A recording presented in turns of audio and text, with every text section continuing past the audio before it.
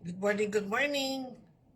Ako muli si Dr. Hiro Daong, ay yung Agaran sa Visual Lady.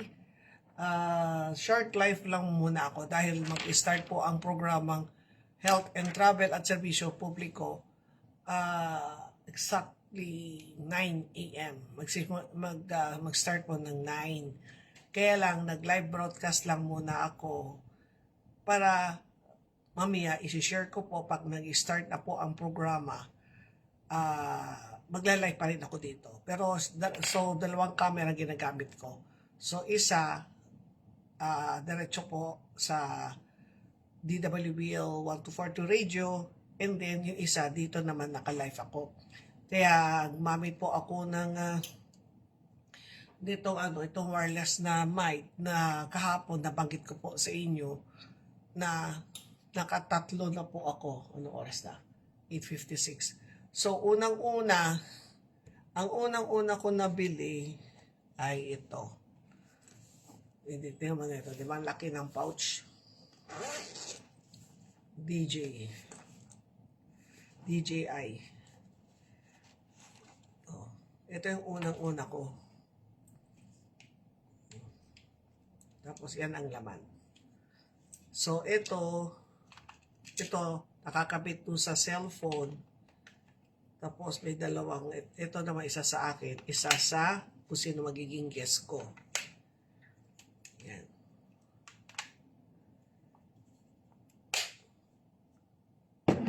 And then, ito yung pangalawa. Itong ginagamit ko ngayon. Yan. At ito, yung malaki na nakakabit ng sa cellphone. Tapos ito yung isa. And then, ito pang isa. Tapos, yung isa, teka, nasa bag, kasi isa, yung very handy yun eh, na, wait habang maaga pa naman. Yung isa, pagka lumalabas na lang ako, very, lang siya, maliit lang siya, parang tawag nito, sumasagot. Akit ka sandali. Yan. Kaya kami, ang talagang radio broadcaster po talaga ako, nag-start po 2007, and then, tapos columnist, as a columnist ng Remate, nag-start ako naman ng 2008. And then, yung pagiging vlogger, lately lang ako kasi sabi ng anak ko, mag-start daw ako na, mami mag-vlog ka rin. So, medyo naman, kasi more on sanay ako sa radio broadcast. Kunin ko yung isa.